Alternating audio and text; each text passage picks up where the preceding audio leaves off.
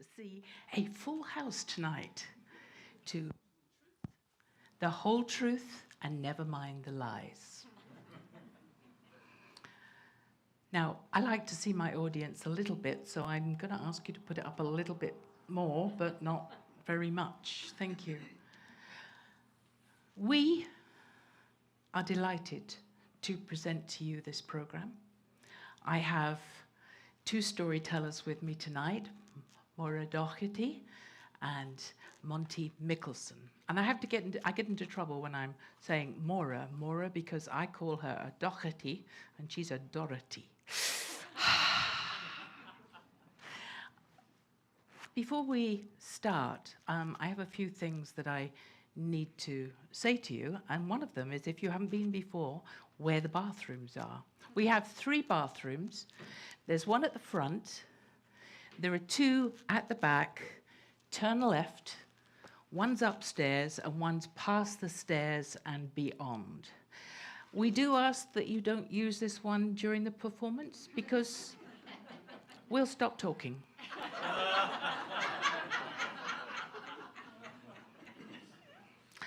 Please turn off your cell phones, and there is no flash photography this evening because it blinds us in our eyes and we can't concentrate on what's going on. We'd appreciate that. Thank you.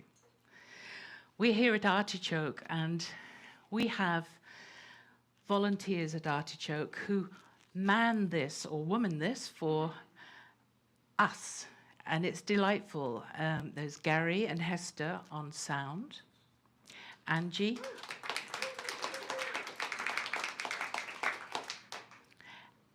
on the bar. I cheat here. And Stevie, you met him coming in at the door. We want to ask that you support Artichoke by going to the bar during the interval because they're the best and we get to be here. Our storytellers this evening, Monty and Maura, come next because I go first.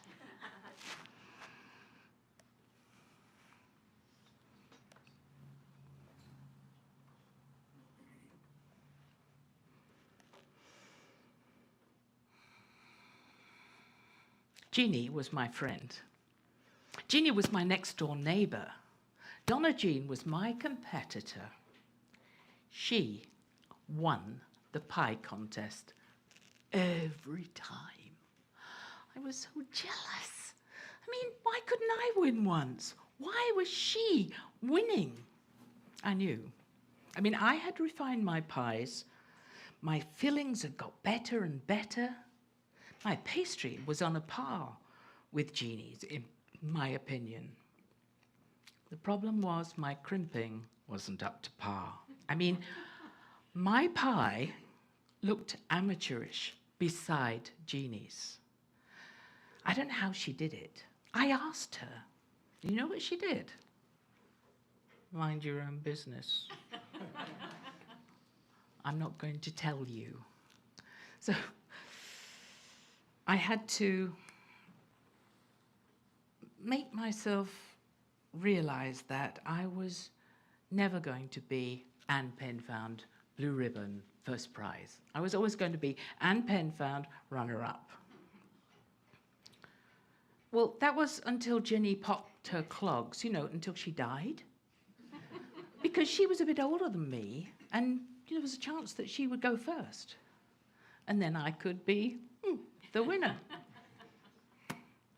But until then, I had to put up with that frustration. And I was in the garden working off that frustration one day because it was coming into pie season. And I know Jeannie was practicing. I'd been practicing.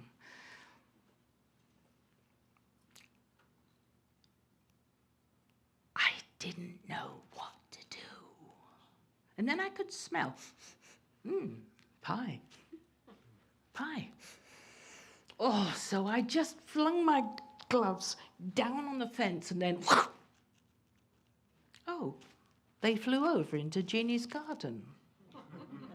I'd need to go and pick them up. But I needed a cup of tea first. When I I just waited a bit because, Jeannie had said that if you want anything back that comes into my garden, Anne, do not keep ringing the doorbell. I mean, our children's balls and frisbees had been going over and coming back, and Jeannie said, no, don't just keep ringing the bell. Just come, you're a friend. Open the gate, come in, get what you need if I haven't sent them back, and that would be that. So I thought I'd go and fetch the gloves after it got dark.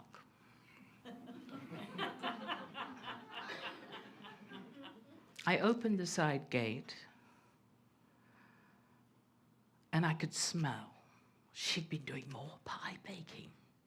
So I sort of walked past the gloves and went around the corner, and the kitchen window was alight, and it was open, and there were pies all along the window ledge.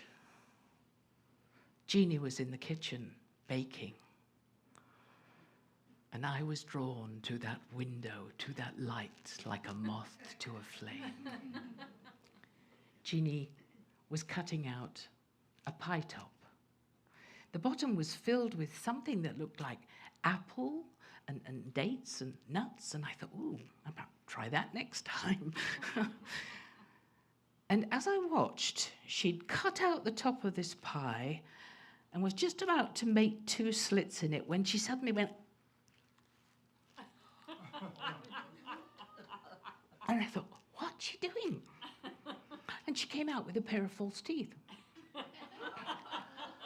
And I thought, I didn't know she had false teeth. I mean, I'd admired her pearly whites, but I didn't know she had false teeth. Poor soul, she must have got something stuck, between the plate and the gum, and it really, really uncomfortable.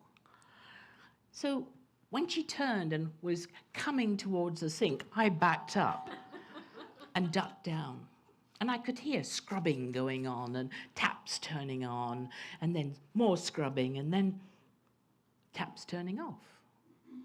I heard Jeannie's footsteps going across the kitchen, so I came back to the window. She was shaking her false teeth, and then she popped them in the pocket and got on with the pie. I mean, she had the top all cut out, and so she made 2 slits, to let out the steam, and then she joined the top part of the pie to the bottom by running some water, brushing some water around the edge, and then she got out her teeth, and she began to crimp the pie.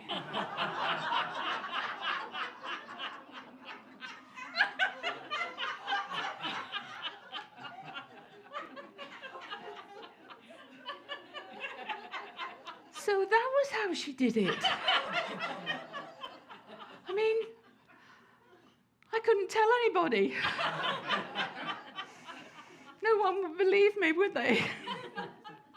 You don't believe me, do you?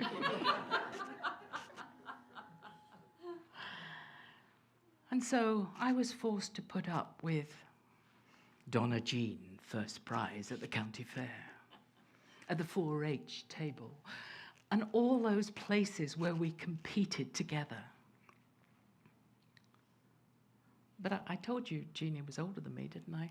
Yeah, well, she did pop her clogs. She did die and went on to celestial pie baking. And we had a grand funeral. I mean, everybody loved Jeannie. Everybody admired her pie baking. They remarked when we got together about the crimping.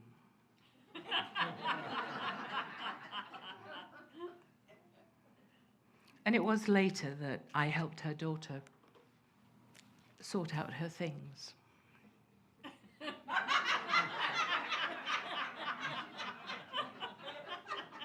I don't think she'd mind. No, I'm sure she wouldn't mind. She was generous of spirit. I acquired her crimping machine. I'm looking forward to the county fair next week. And Penfound, first prize. Thank you.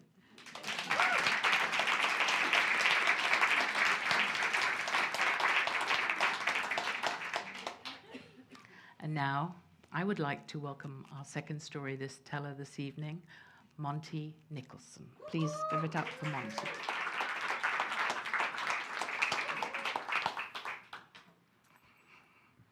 Oh, I have to move this.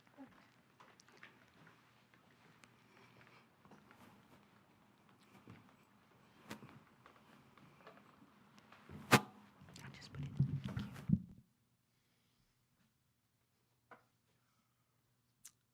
I grew up in this little agrarian town in the upper Midwest, and although we were a small community, we did a few things very, very well. We could grow corn as high as an elephant's eye. We grew enough soybeans to fill a super tanker, and we hosted one heck of a county fair. Our Steele County Free Fair billed itself as Minnesota's biggest and best county fair, which is a bold assertion in a state that was positively teeming with blue ribbon pie bakers and steely-eyed 4-H competitors. But for me, our fair presented this tantalizing prospect. It was like a shimmering oasis out in the calendar distance. And no matter how tedious, how dismal my summer had been, the advent of August and this clamor of fair preparations was a high water mark, the promise of an enchanted spectacle. Now, my older brother, Mark, he was raised in the same home as me, same parents, roughly the same values, but he was much more of a hard-bitten realist. And he was not an enchanted spectacle kind of guy. And when he was 15 years old, he got hired as a ticket seller at the fair. And our town was so small, our world was so small that this constituted a prestige gig. Working at the Carnival Midway conferred upon you a kind of roguish mystique. And no matter what age you were when your labors commenced, you were of age when you finished. And this I know because I watched it happen to my brother. After about 60 hours of carny immersion, of absorbing carnival culture and breathing carnival air, he lurched back into our house like this shambling specter. The prodigal delinquent returned to the fold. And despite working inside of a booth, he'd somehow acquired this leathery tan and an oily sheen on his skin. His lips were chapped and flaking. His demeanor was newly indifferent, curiously aloof. He spoke in monosyllables, mostly grunts, and our mother was horrified. She resisted the temptation to interrogate, but rather she just sat with her arms folded and watched as Spectre Boy consumed 3 helpings of skillet lasagna. And when he finished eating, my brother reached into his pocket and he pulled out this fat wad of bills and just scattered them over the table. His carny proceeds, all singles, ragged-looking clothy notes, some with curse words and phone numbers inscribed. And then he ambled off down the hallway, stopping long enough to drop his rank jeans down the laundry chute before collapsing and sleeping for like 12 hours.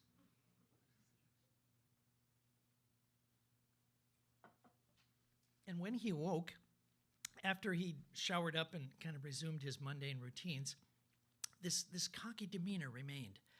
Because it turns out he had not just survived the carny wars. He had vaulted over all the hallmarks of adolescence and landed squarely in manland. And in a few short weeks, he would have a driver's license. And then this whole cascade of manly entitlements followed. Girlfriends, this clan of cruiser buddies, a whole string of non-carny jobs that would eventually launch him off to college behind the wheel of a vintage MG Roadster.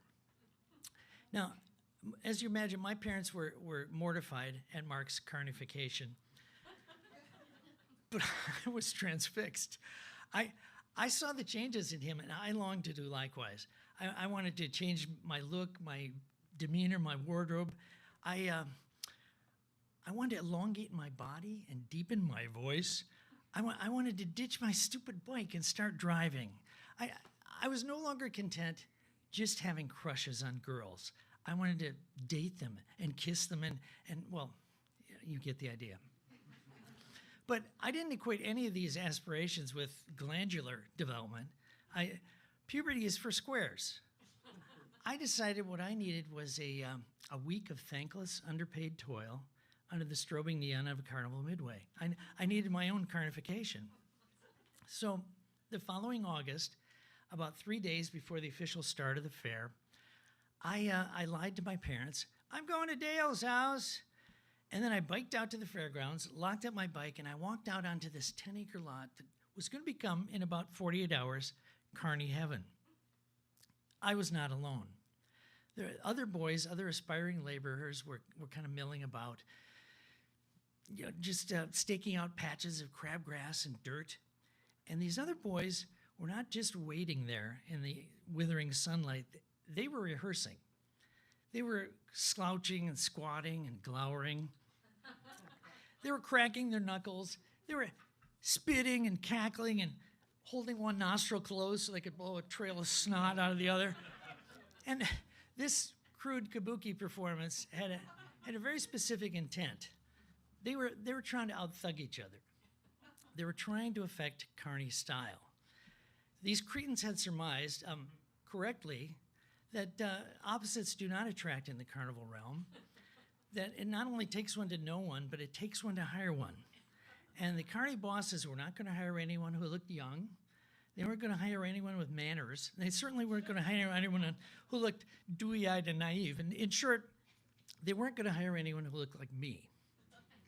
So in order to not arouse any suspicion at home, I addressed as my normal self. Striped shirt, polo shirt, shorts, sandals. Now, the polo shirt was a non-starter, and no self-respecting carny roustabout will be caught dead wearing sandals. And this I learned when the trucks began to arrive. It was like distant trumpets, this rumble of diesel engines, and this hissing of air brakes. The group of boys just turned en masse and went stampeding toward the main gate. A great big Kenworth 18-wheeler was rumbling onto the lot, just spewing its thick column of black exhaust. Showtime.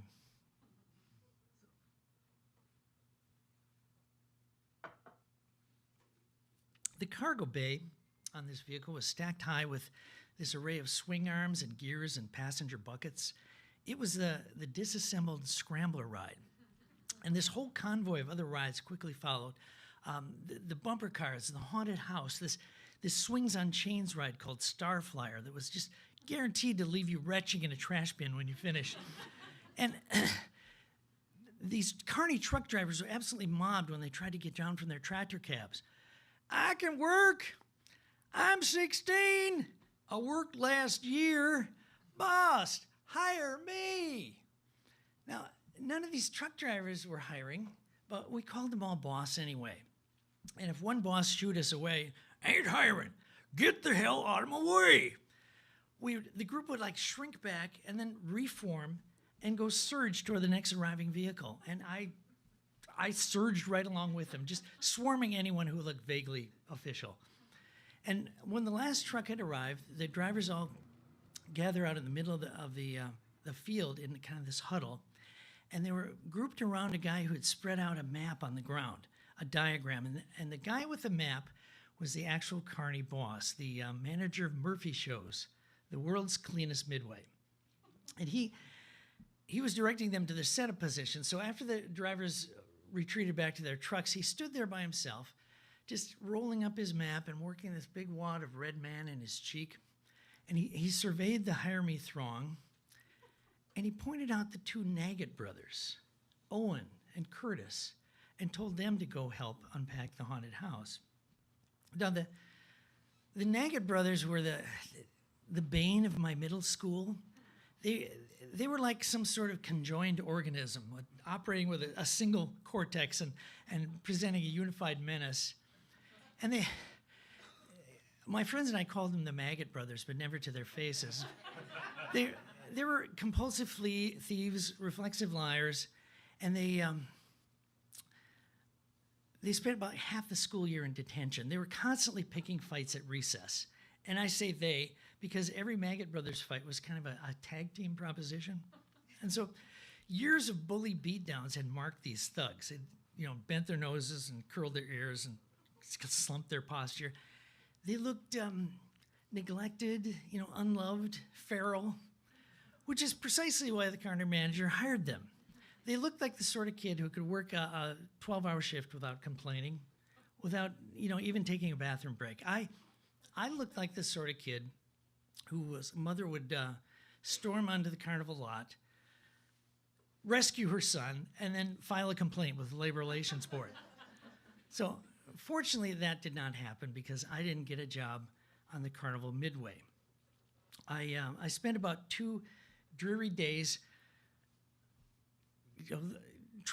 accosting various bosses and looking for shade and new people to confront. And then I made my way into one of the exhibition halls. And there I found this bustling enclave. My luck changed.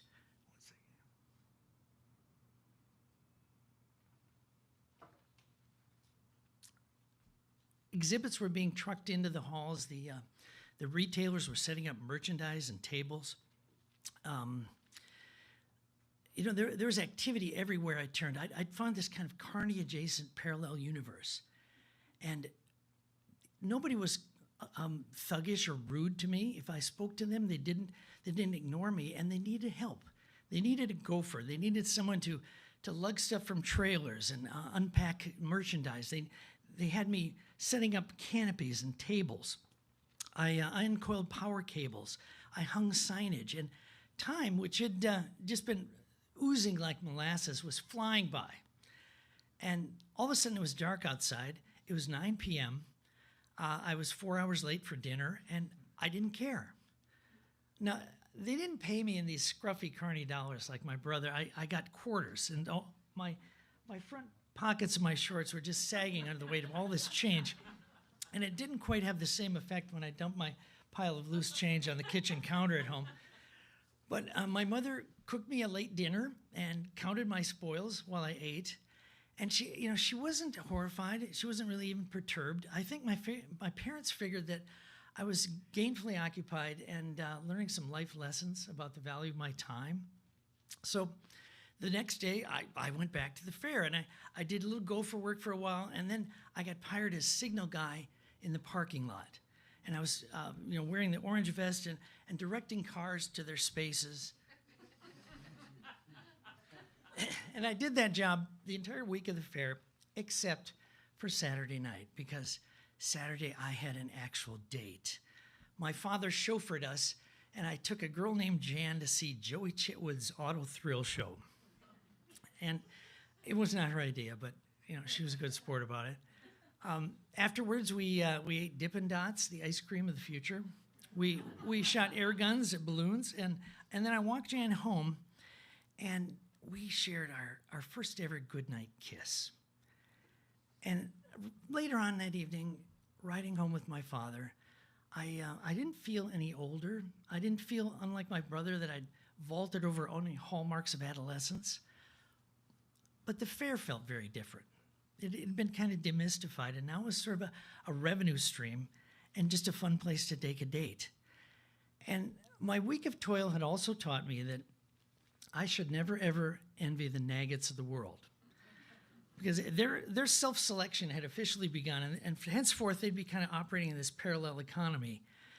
They were marooned on the island of lost boys, and I was at least temporarily found. Thank you.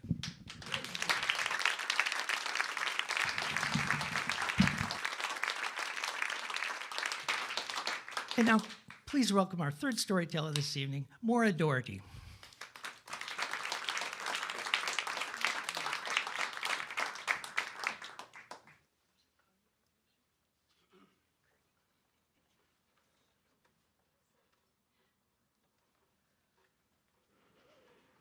Hi, everybody.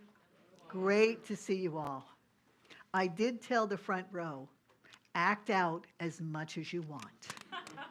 They are well known to me, and I know where they live. You don't know where I live. You don't? I had a secret. When I was 5 years old, I fell in love.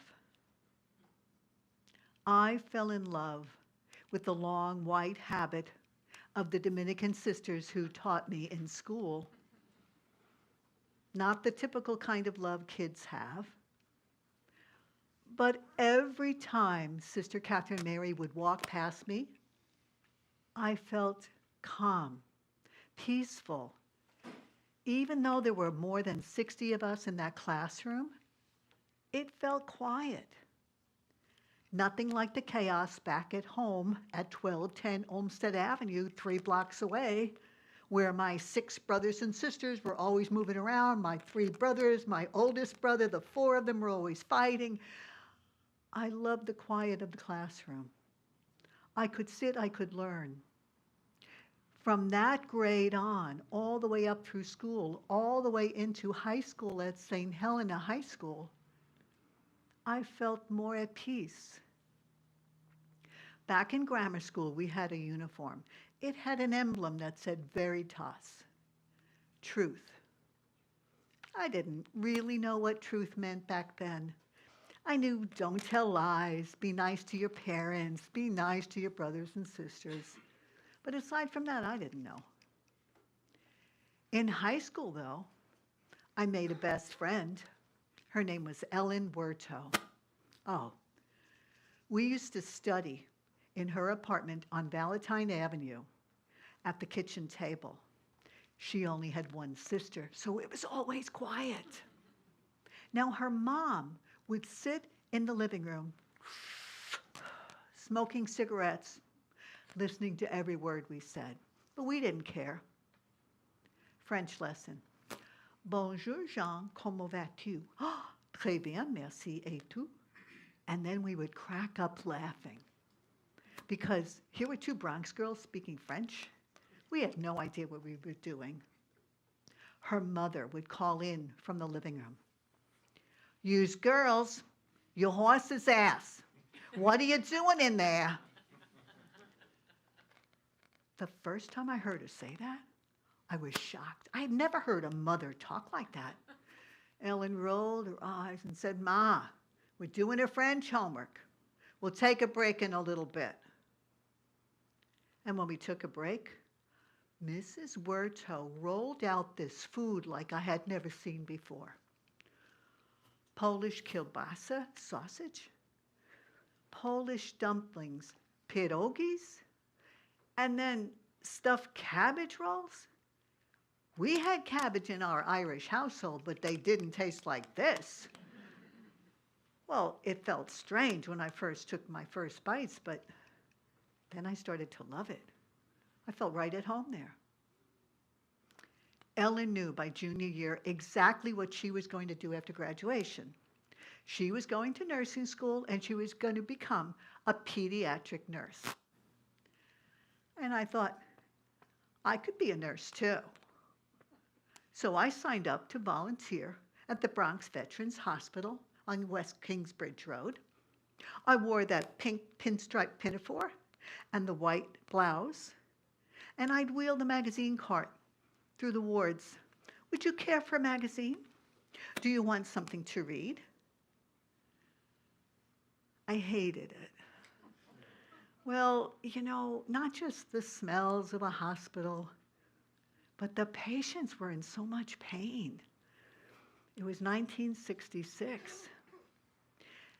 And boys, not even men, boys not much older than I, had just come back from the Vietnam War. So I'm pushing this cart thinking, no, this is not for me. I could see why Ellen chose pediatric nursing. Okay, I won't be a nurse. I could be a teacher. I loved the sisters who taught me in school with those long white habits, because in my high school, I had the same community of sisters who taught me in grammar school.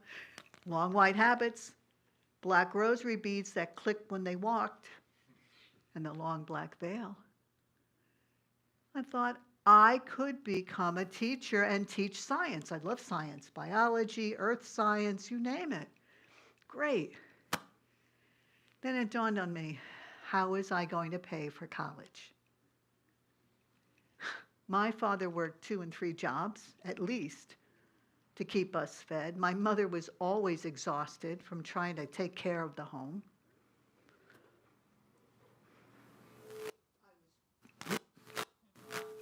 Sounds like I lost there. I was so worried, and my mother was really upset. Can you tell? She's coming through. So I did what any well-respected, well-trained, good Irish Catholic girl did. I didn't tell anyone I was worried, and I just lost sleep. I couldn't eat. I was like, how am I going to go through college? One day in religion class, Sister Perpetua came down the aisle in that long white habit.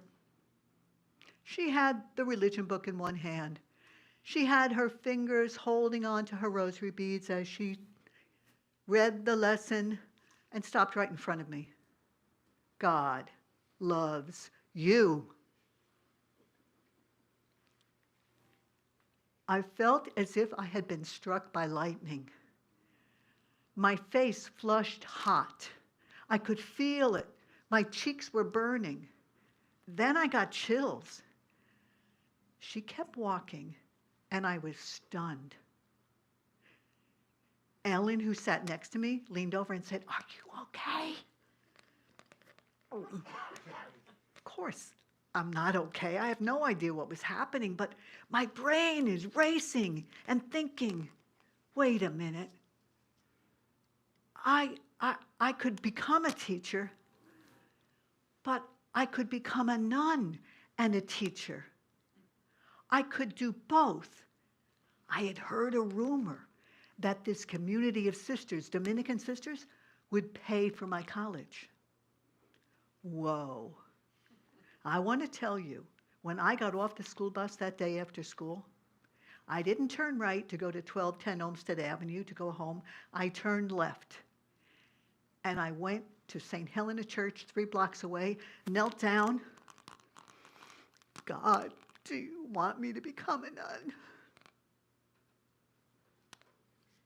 He never said anything. Didn't hear a word. But I went back to church every day after school and kept asking and asking. By the time senior year rolled around, that was exactly what I was going to do. And like a good Catholic girl, I didn't tell anybody. It was my secret. Because back at home with all those brothers and sisters, I had no privacy. I didn't have my own bedroom. 3 girls slept together in the same room. I didn't even have my own bed. Mine slid under my sister Colleen's when she wasn't in it. So, I'm not blaming my Irish family. I'm just saying, having a secret that nobody else knew was great. Then, I had read in this leaflet from the library that in order to enter the convent, you needed a sponsor, a nun, a sister, who would say, you were a good candidate. You could enter the convent. You were stable enough. I went to Sister Beatrice Anthony. She had been very good friends with my oldest sister, Colleen. Now, my sister Colleen was, let's just say, picky.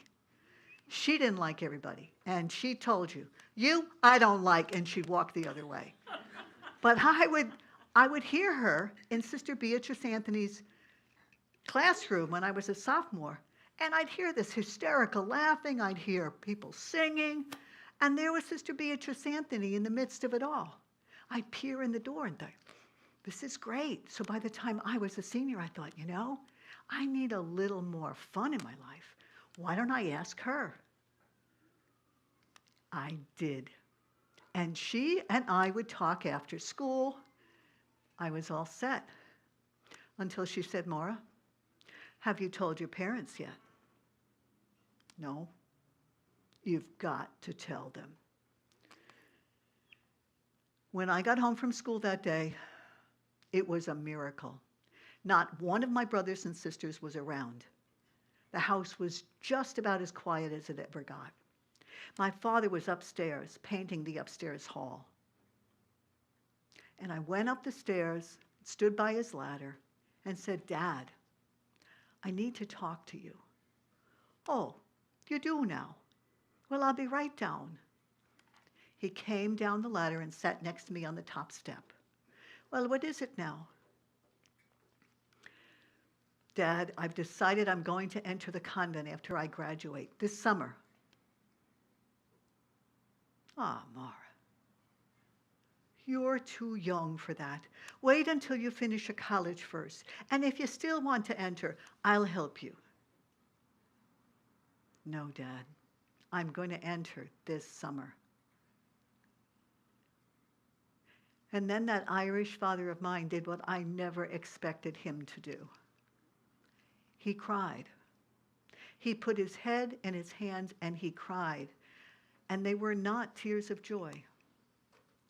Now, I was surprised because, well, he was Irish, he was Catholic. His cousin Mary was a sister of charity. My mother's sister was a cloistered nun. I thought this should not be a surprise, but he must have had his reasons not to want his daughter to be in the convent. After he lifted his head, he said, "Have you told your mother yet?" And I said, "No." "You best tell her." I went downstairs and found her in the kitchen, stirring a pot on the stove. She had just roasted chicken, and I could smell this wonderful aroma, and she was stirring a pot of gravy. The cigarette next to her in the ashtray. "Oh," she says. I said, "Mom, I need to talk to you." "What is it?" I told her, "I'm entering the convent this summer." And she looked at me. "Have you told your father yet?" I just told him. That was it. I had shared my secret. Then I told Ellen, who cried. "That means we can't go to dances together. I mean, like you're going to be married to God." She was like berserk. But she came that summer, August of 1967, when I entered the Dominican Sisters of Our Lady of the Rosary in Spark Hill, New York, with several of my friends, all of my brothers and sisters. My youngest brother is like dragging his feet. My sister Connie's like, "You're so stupid." It was just a typical family gathering. And all 29 other young girls who entered that year, we were just ready. We were ready for this new life. My name was Sister Kathleen Maura.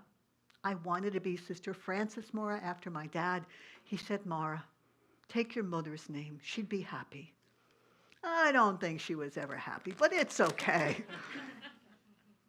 I stayed in that Dominican sister novitiate first year. Second year, I got that long white habit, those long rosary beads that click when I walked.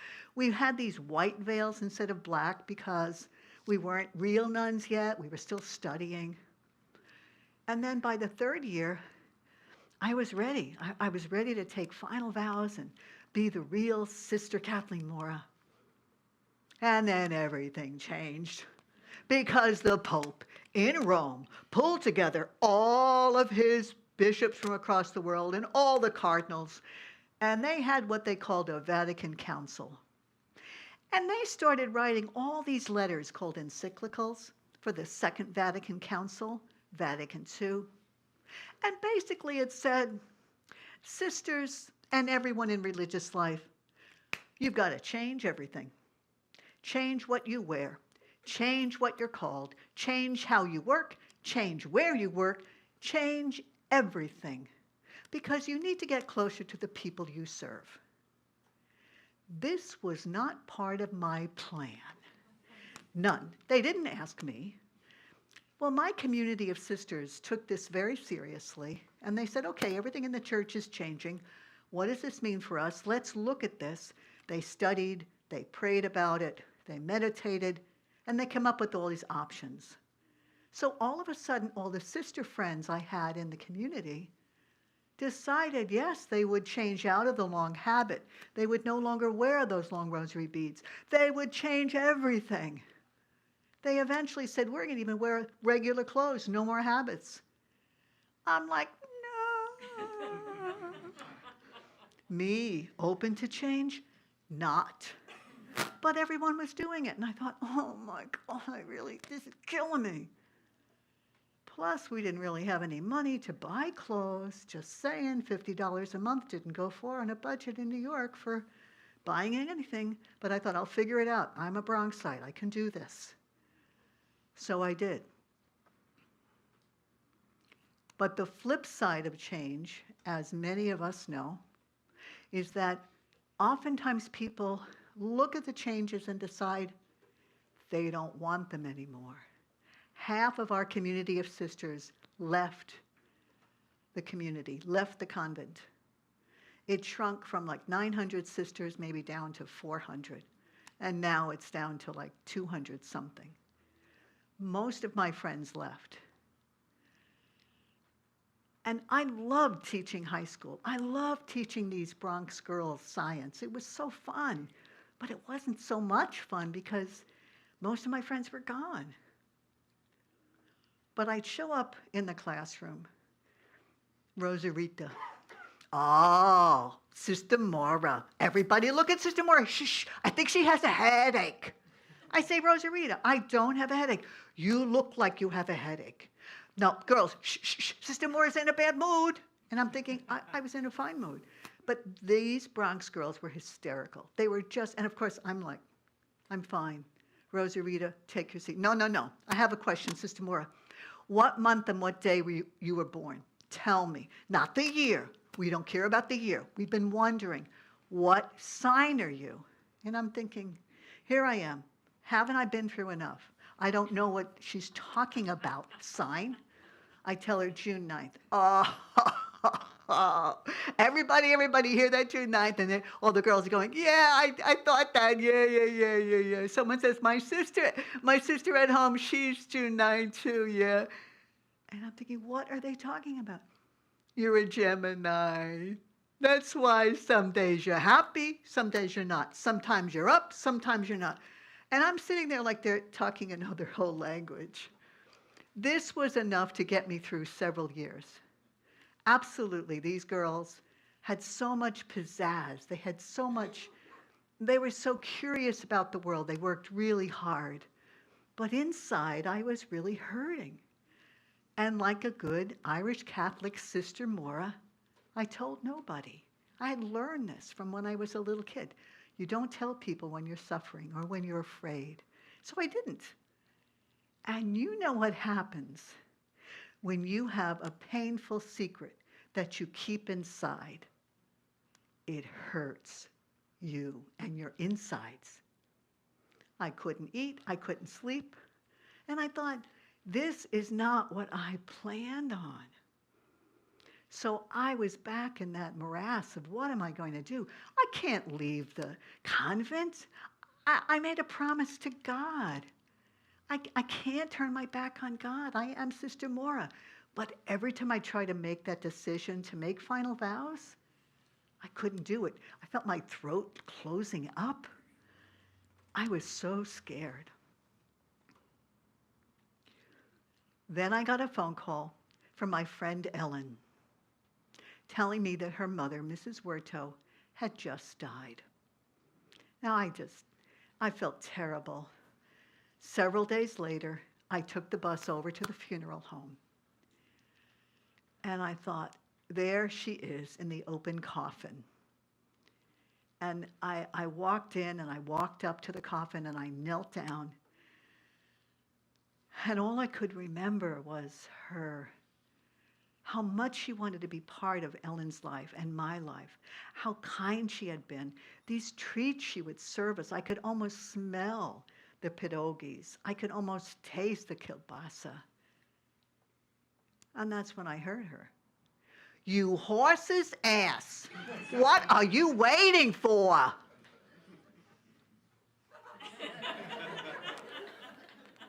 I look around. No one has heard her. No one moved. They're all milling around behind me. I thought to myself, what am I waiting for? Mrs. Werto is right. I got up. I went to Ellen, said goodbye to her and her family, got back on the bus, went back home, called the mother house and told them that I was leaving. This Bronx Irish Catholic girl knows you do not ignore a message from the coffin. Not.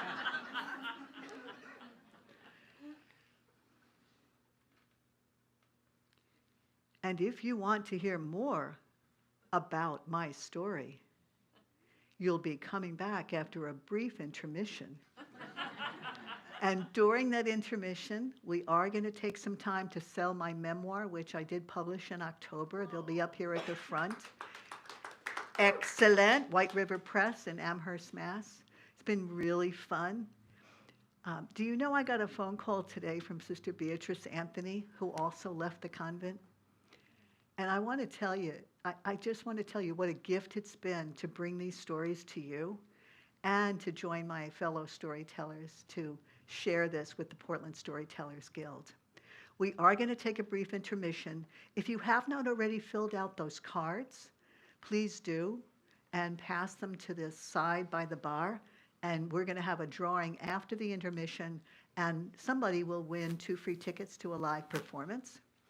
Don't forget, I think we forgot to tell you, when you come back, make sure your phones are silent.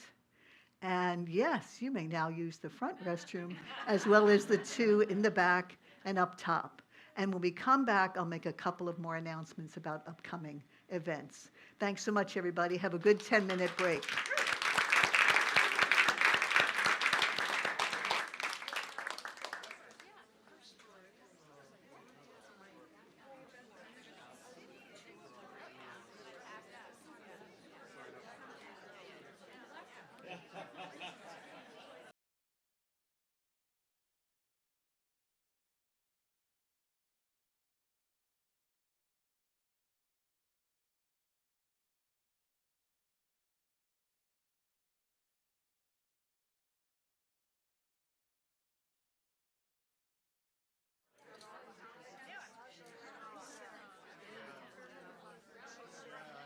Hi, everybody. Welcome back from that brief intermission. So great to hear you all connecting and gathering and telling your own stories. What a thought.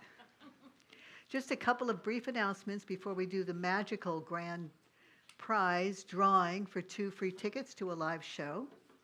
Just to tell you, there are some cards, postcards on the back table that tell you about some upcoming performances. One is on a benefit for this fabulous nonprofit Artichoke Music, which has had its own share of Southeast problems of break-ins and robberies. We have a fundraiser that the Portland Storytellers Guild is hosting on January 25th, 7:30, back here at the Artichoke, where we're going to tell stories to help support all these wonderful volunteers. It's an all-volunteer effort. They have fantastic music events during the year, as well as supporting the Portland Storytellers Guild monthly storytelling shows.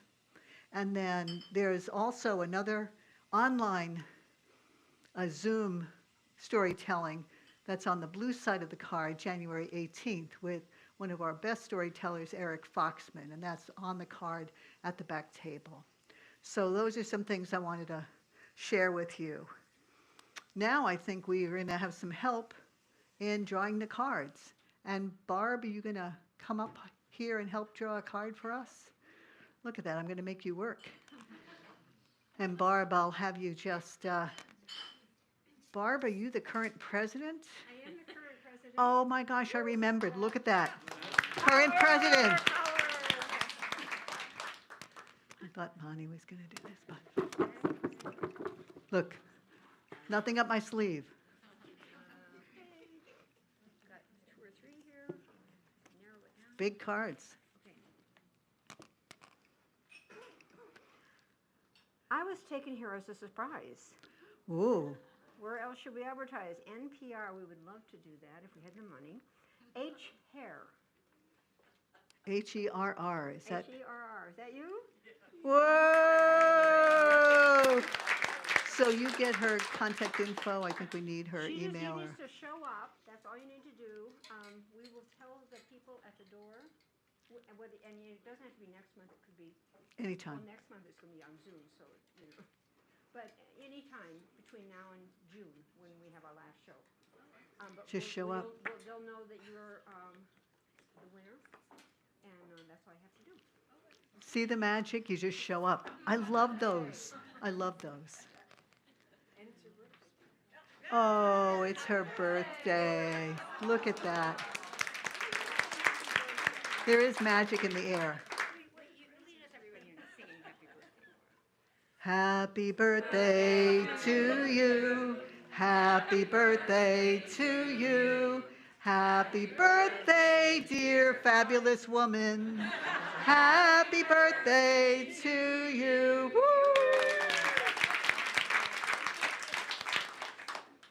Okay.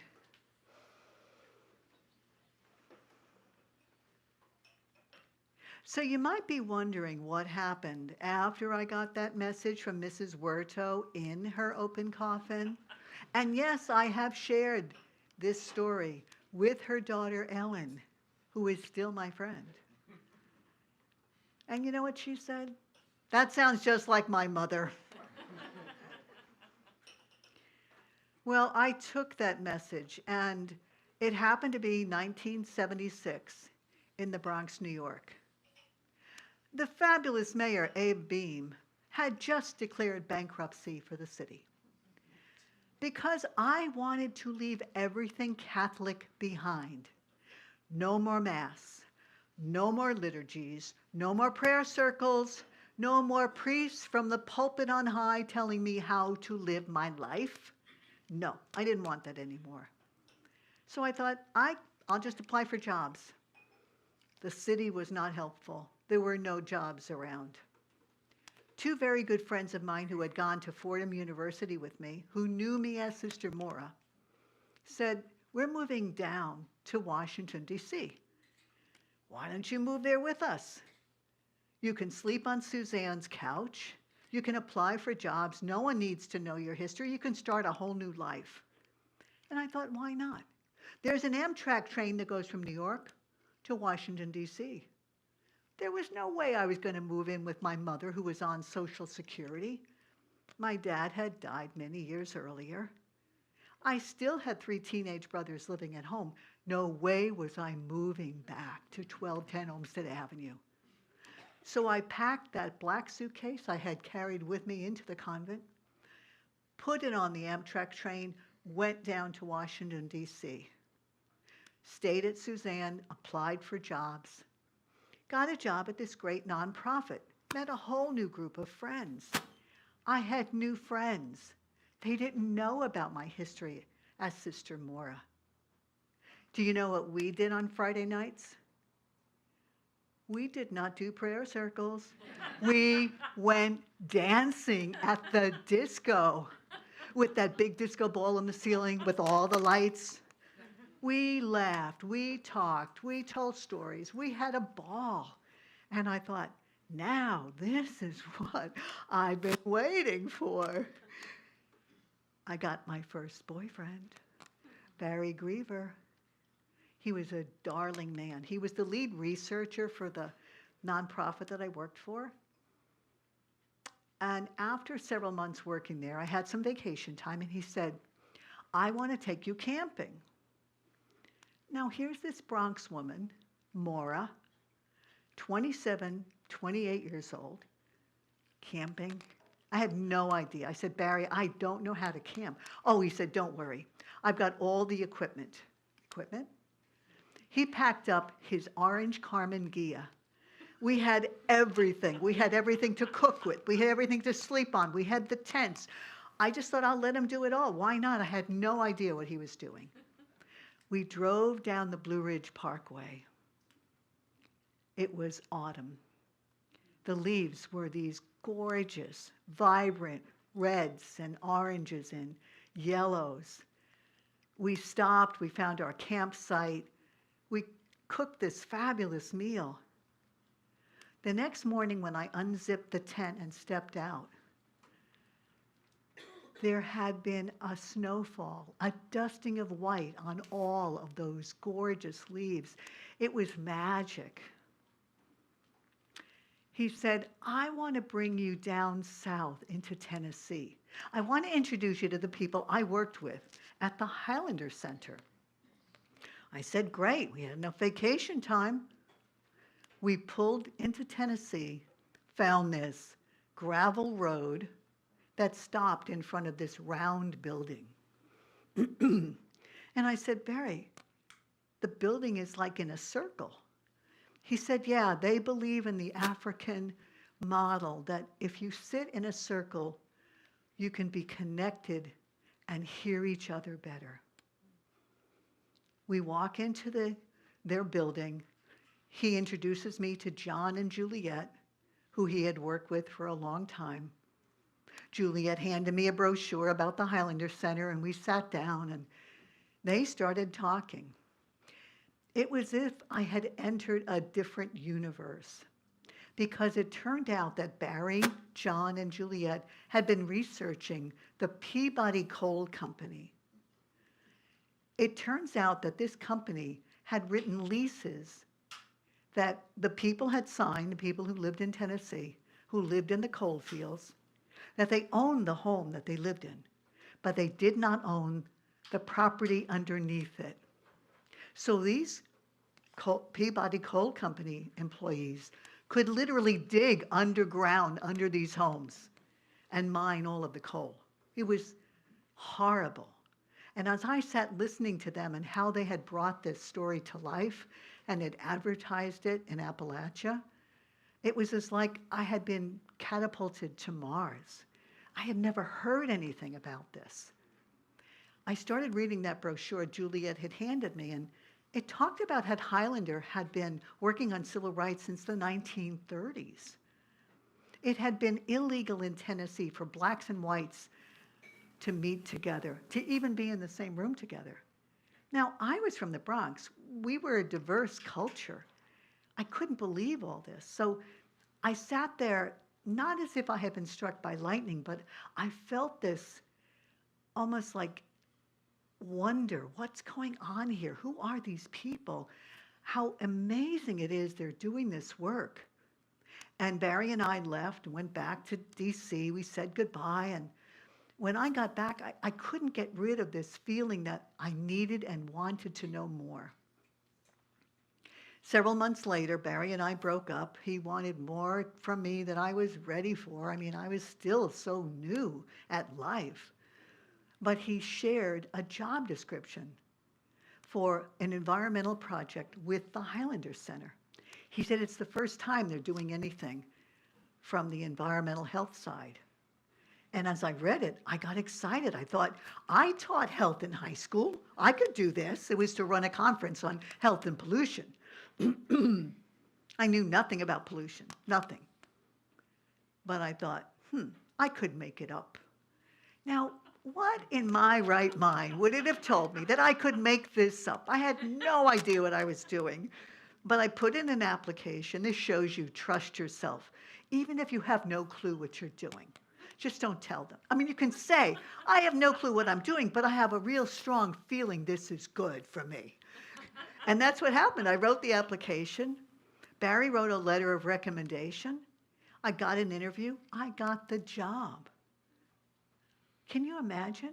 Here I am packing that same black suitcase, putting it into the back of my yellow Datsun B210 Honeybee, driving back to Tennessee, like I know what I'm doing. I have no clue, but I had a good feeling. And I pulled down that gravel road in front of that round building, went inside. There was Juliet from my previous meeting and a woman named Helen Lewis. Oh, the power of women. As we sat and talked, they still have this building, and you sit in rocking chairs. And we sat in a circle in those rocking chairs. And as I listened to them describe this project that would be centered in Kingsport, Tennessee, the Upper East part of Tennessee, I could only begin to imagine what it would be like. but I had this really strong feeling that these two women and all the people I was going to meet on this new adventure of mine, that they would become my new community. I felt my heart open and open. I had found my new truth.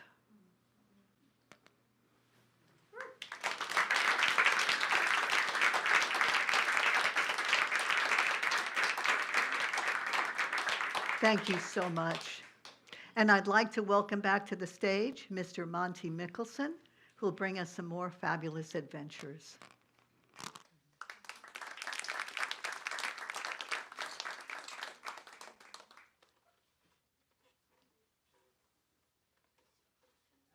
Analog microphone.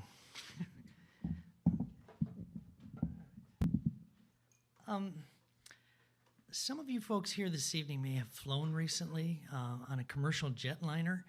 And if you're like me, you flew coach. And perhaps you were on one of those airplanes that does not have a television in the seat back. And when that happens, you have to amuse yourself, right? You have to find your own screens, your own reading material.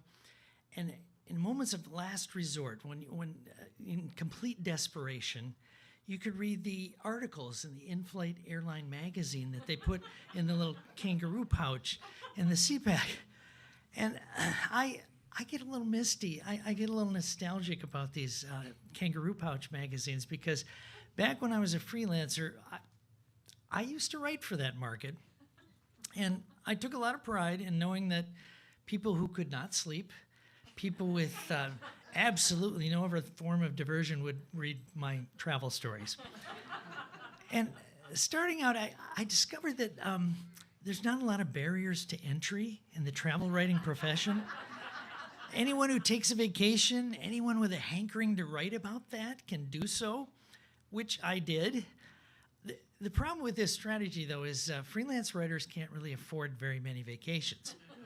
And especially not the kind to glitzy premium destinations that people actually like to read about. I am a world-class expert on the I-90 corridor that passes through west central South Dakota. But I'm just not going to place that story in Condé Nast Traveler. So I went for several years selling my vacation stories at a rate of about 2 a year, and then Providence intervened, and I got invited on my very first writer's junket. Now, it had not occurred to me that travel writers could get sponsorship. You know, that we could go gallivanting on someone else's dime,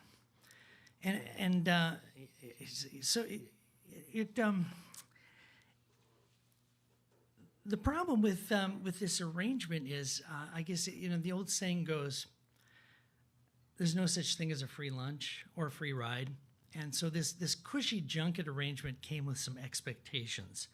And one of the primary expectations is that when you're finished with the trip, when the junket is over and you return to your distinctly non-cushy studio apartment, you have to sit down and write a story and get it published.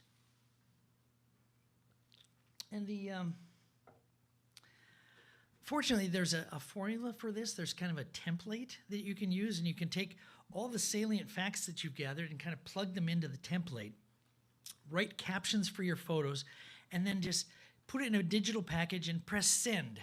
Easy peasy, and frankly, tedious. And I know I'm not going to get any sympathy for the poor little jet-lagged junket boy, but well, I guess what I'm saying is travel writing, like almost any profession, can start to feel really routine, really repetitious. I did, however, strike upon something that made it a lot less tedious for me. If I was at, say, a grand hotel or a pension or some sort of resort property, I would always take the manager aside or the owner, and I would ask them, "Do you have any ghosts?" And it's interesting because I would never get an ambivalent answer to that question. It was always absolutely one extreme or the other. They would get livid, take umbrage, and just go, "American ghost shows and your ghost fantasies and your reality TV, and who are you going to call?" And so you'd get that.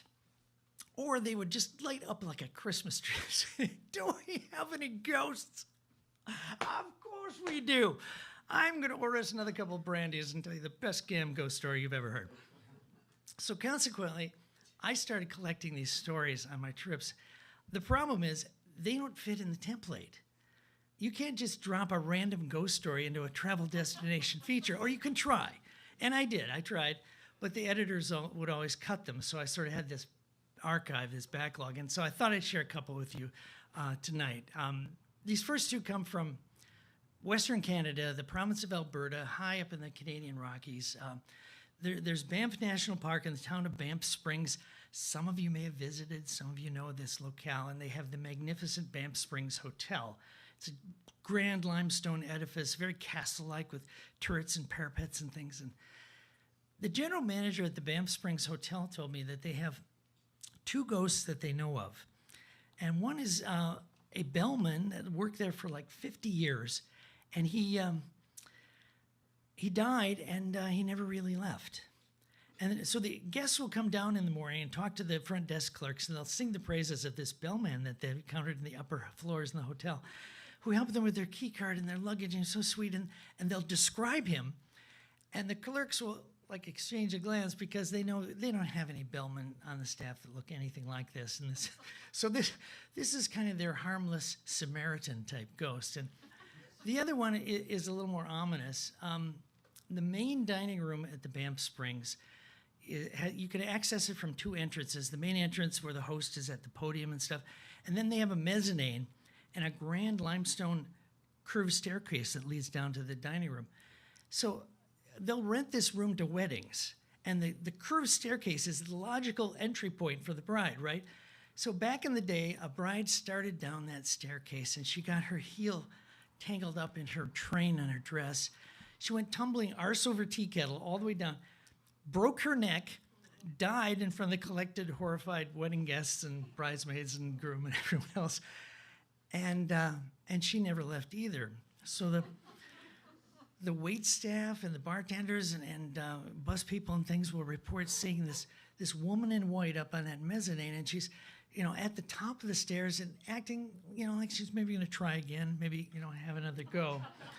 So those are the two Banff Springs ghosts. The last one was in the Netherlands, in Holland. Some of you may have heard of The Hague, Den Haag, they call it in Holland. That's a famous international diplomatic city. There's some embassies there, and there's the World Court of Justice in The Hague. So they have a clientele of all countries and all interests, and one of the hotels they really like to stay at is called the Decindus.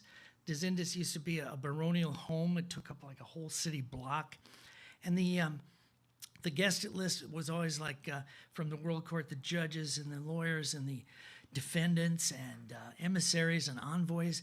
And back in the day, the Nazis. See, Holland was occupied in World War II, and the SS officers and the brass in the Nazi party would always take the finest accommodations, and so they took over the Decindus Hotel as officers' quarters. Also operating in Holland at the time was the Dutch resistance, like the French resistance and the Danish resistance and so on. And the resistance fighters were always looking for an opportunity to kill an officer. So what the guests at the Decindus, the unfortunate guests at the Decindus report, they'll be in this particular suite, this one room, and in the sleeping area, in the bedroom, and gaze out into the bathroom, and they'll see a figure at the podium sink. And he's got uniform pants on, suspenders, galooses, no shirt, and he's leaning over the basin with a straight razor, shaving and rinsing it in the water. And apparently, a Dutch resistance fighter set up on the adjacent rooftop and sniped him and shot this man. So what they see is this officer get hit, fall, crumple to the floor, die, and disappear. What a passion play. What talk about getting your money's worth. So, this is unlike the people going down to the desk singing praises of the bellman.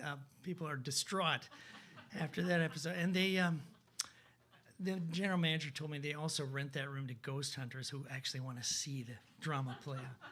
But those are 3 stories that I attempted to horseshoe into travel destination features and failed.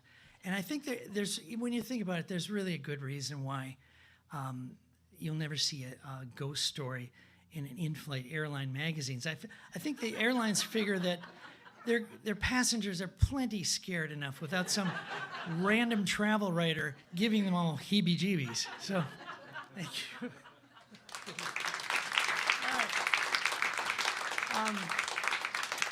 And now for our final storyteller, would you please again welcome Anne Penfound. Thank you.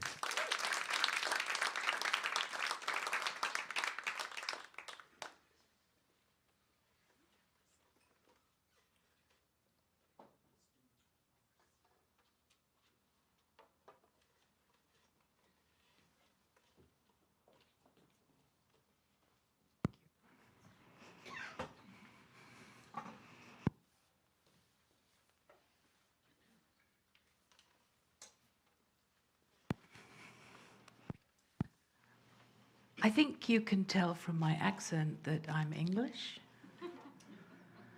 Some people say to me, "Oh, are you Australian?" But I'm English. So technically speaking, I'm a foreigner, even though we understand, for the most part, what each other says. Although you say pants, don't say it in England. Pants mean underwear. I never thought, when I qualified as a physical therapist and moved to Scotland, that I would be a foreigner in Scotland. I mean, it's only a couple of 100 miles north from where I was brought up in England. But I felt like a foreigner when I went there. I mean, I had preconceived ideas. I thought that all Scotsmen wore kilts. Some of them look pretty good in kilts. Some should not, ever. And I thought all Scotsmen ate haggis. Some do. I have. But the thing that got me was going as a new physical therapist. A physiotherapist is what we call them in England. So I'm going to be a physio from now on. Is that I didn't understand the language. We sleeked curing timorous beastie. Oh, what a bannock's in thy breastie, I would be laith to run and chase thee with bickering brattle. Add some Latin words to that. Humerus, or clavicles, and tibias, and fibias, and femurs, and you'll understand I had a problem. I mean, it was okay speaking person to person because people are generous. You know, they talk to you and they understand that you don't understand. But on the phone, ooh, people got a bit shirty. I mean, they just got fed up with me saying, "Excuse me, I'm sorry, I didn't catch that. Could you go more slowly?" And so I just refused to answer the phone for about 6 months, which was fine. I discovered a bit more about kilts and haggis, but I want to tell you first that Scotsmen like to play jokes. And I was working in the department at the hospital, physiotherapy department, and I was going to have visitors come up, and I thought, ideal, you know, we'll have haggis. But I didn't know where to buy it. I didn't know how to cook it. So I said to one of my colleagues, you know, where do you get a haggis and how do you cook it? There was a bit of sniggering going on, but I didn't really take that much notice because I wanted to know. And so this guy says to me, well, you can go to the supermarket, Anne, and get your haggis, and then you roast it in the oven. We did. At least I did. Big mistake. Big mistake. You know, it was like eating sausage with grit in it, or, you know, gravel. That's what it was like eating. And we shouldn't have eaten it. It was the best laxative known to mankind.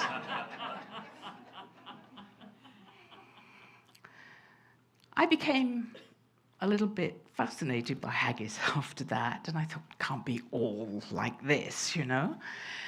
And I found out that haggis and Robert Burns, the Scottish national poet, sort of went hand in hand together. Every year, Scotsmen and women from around the world gather together to have Burns Night on Burns' birthday, 25th of January. And they eat haggis. Now, he wrote a poem to a haggis. And so it's sort of kind of all got in together. It's a marvelous thing to go to. I mean, everybody dresses up in all their finery, all their kilts and their jackets. And then haggis is brought into the room on a silver platter and taken to the top table. And Robbie Burns wrote this address. Fair fay ye honest, sonsy face, great chieftain o'er the pudding race. And then there are 9 verses of this. 9. I'm not going to tell you that. But they would take this dirk, this ceremonial dagger, and lift it high in the air and down into the haggis. And the innards would spill out over the silver platter, and then it would be taken away and plated up for everyone to eat, with along.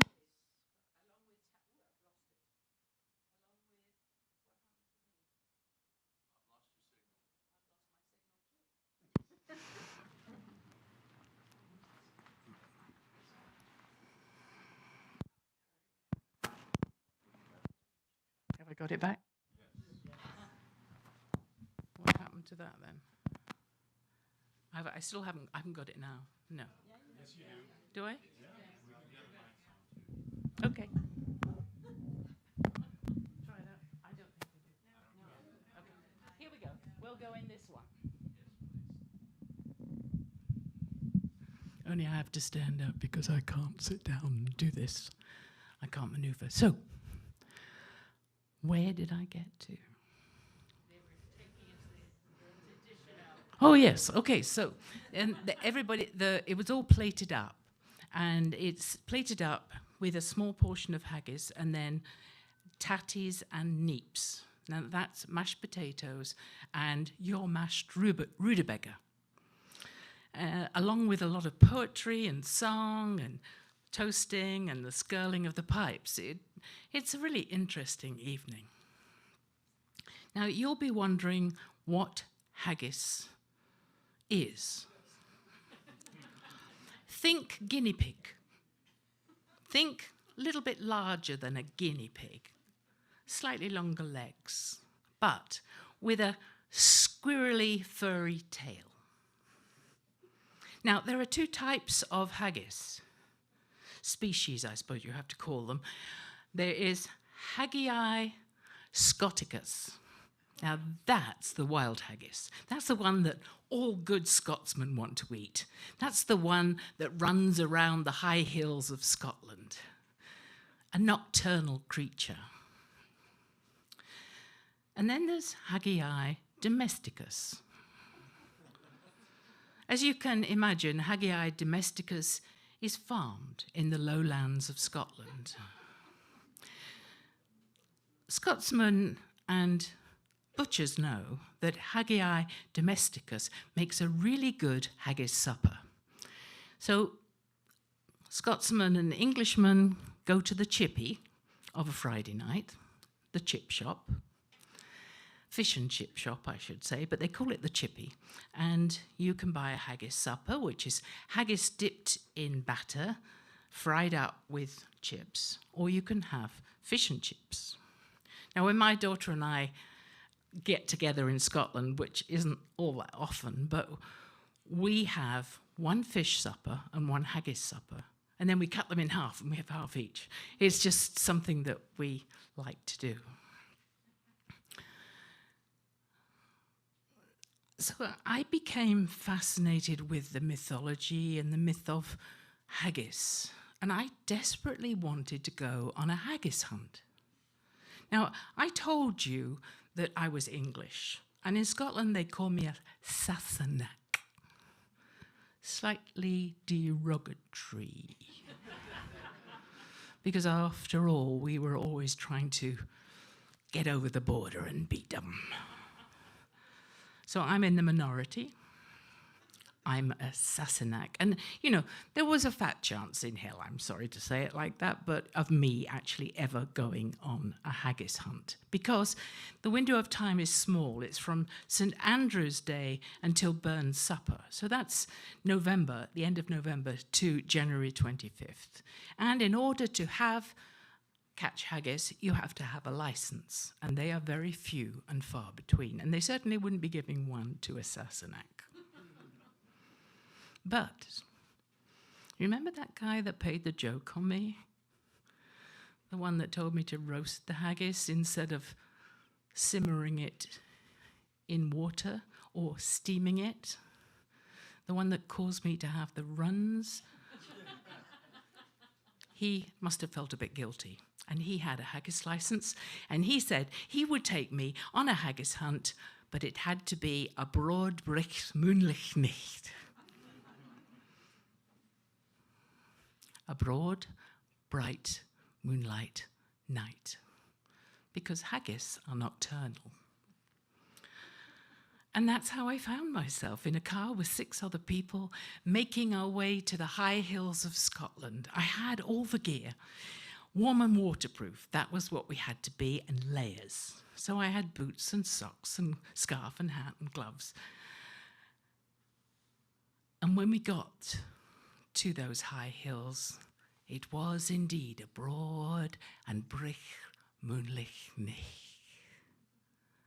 which was lucky because we could see the haggis paths as they were running around the top part of the hill. We had our instructions. We were supposed to be 10 feet apart and make our way halfway up the hill and hunker down. I was so glad of all those clothes because I was freezing, absolutely freezing. We had to wait. Wait until the haggis chief came out onto the hill. All of a sudden, from a burrow that I hadn't even noticed before, there came this muckle great creature, and I thought, was that the haggis chief? I mean, he was about the size of a small suckling pig. Was he the haggis chief? Well, this creature stood up on its hind legs and surveyed the scene. And then it gave a cry, and all of a sudden the hill was alive with haggai. A second cry, and then the haggis began to run in an anti-clockwise direction all the way around the hill. And our job was to run up, once they disappeared round the back of the hill, run up and station ourselves over a haggis path. We did. As soon as the second cry came and they began to run, and when they disappeared, we ran like crazy up to the top, found a haggis path, and astride we went. And the idea was to hunker down. I'm going to move this way because I need to hunker down.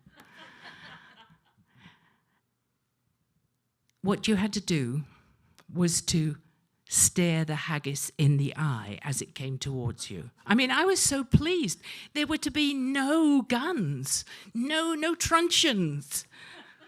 You just hunker down and you stare it in the eye. It doesn't like that. So it tries to turn around. And that's where the haggis encounters a problem. You see, over the years, haggis have been running a nightly race anti-clockwise around the hill. And they've developed an anatomical anomaly. The top side legs are much shorter than the downside legs. So you can see that when they turn around, there's a problem. I mean, they've got to topple over. I'm watching this haggis coming towards me. I'm staring it in the eye. I'm staring it in the eye. I'm saying, turn around, turn around. It screeched to a halt 3 feet in front of me, and it turned around and immediately toppled over because it was unbalanced. Now, death is instantaneous. And as the haggis rolls down the hill, that tenderizes the meat and turns it into a sausage-like consistency. When they come to a halt, this is the amazing thing, the tail goes up into rigor mortis and makes a little curl at the end of it. So, you know, I don't think I told you that you had to wear a belt on the outside of your clothing, and I didn't know what it was about. I found out. You see, you pick the haggis up and you tuck it into the belt. I was so fascinated by this with my first haggis. You know, I'm busy watching it, and 2 haggis ran between my legs. But I caught 3 on the second round, and I wondered if there was going to be a third. So we were hunkering down and we were watching, but we could hear the thundering of the feet. That there was going to be a third one, yes. So I hunkered down. Oh, gosh. On my path. It was the big haggis. It was a huge haggis. Was that the chieftain of the haggis running on my path? If he didn't turn around, I was going to be bowled over and end up rolling down the hill to the bottom. So I really had to concentrate. I stared him in the eye. Turn around. Turn around. Turn. But he didn't. 3 feet away, he leapt into the air, intent on sailing over my head. But like a coiled spring, I stretched my arms up and jumped into the air and pulled that haggis down into my chest. And then everything went blank. I came to at the bottom of the hill, sprawled in the grass, with my friends looking around me from the top, going, "Are you all right? Are you all right?" I was all right. The haggis was still here. My friend said, "Whoa, that's a huge haggis. I think you've won the gold medal." What gold medal? You know, well, it's for the heaviest haggis, the biggest haggis. Every year they give you a gold medal.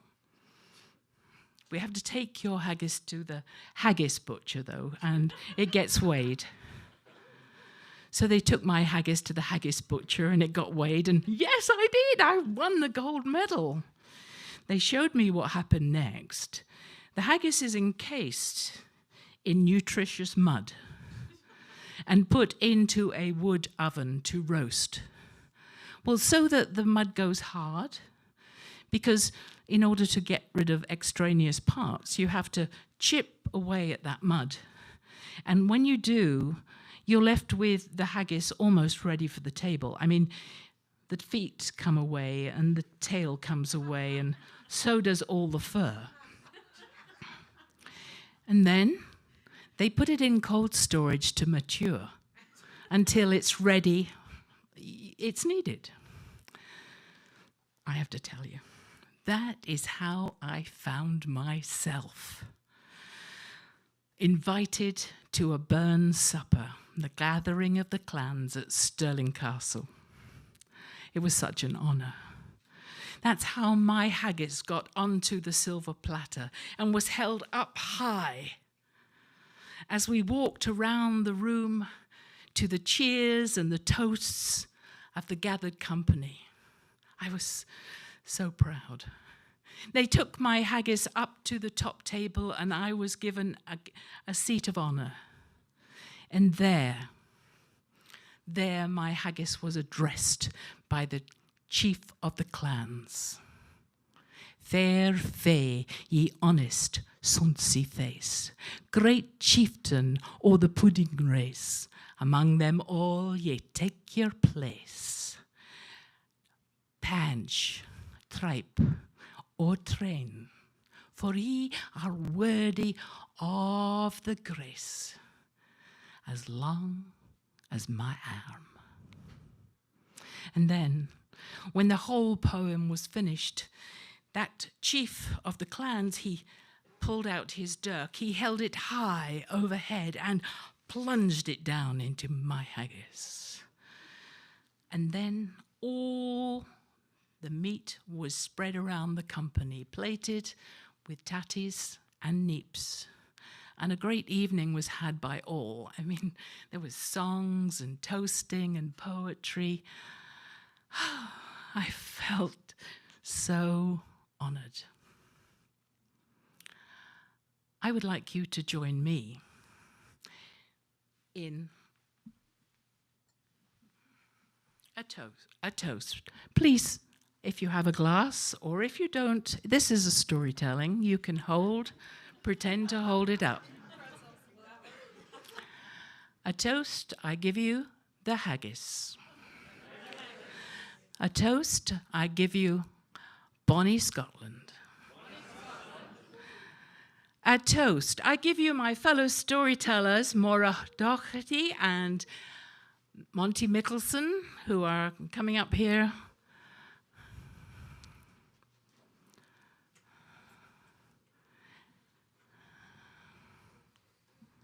You notice that Maura and I are dressed alike? I mean, we didn't tell Monty about the dress code. Ladies and gentlemen, we would like to toast Artichoke Music and their wonderful volunteers who are here to help us with this program. Cheers. And ladies and gentlemen, we would like to toast you, our audience. We thank you so much for coming tonight.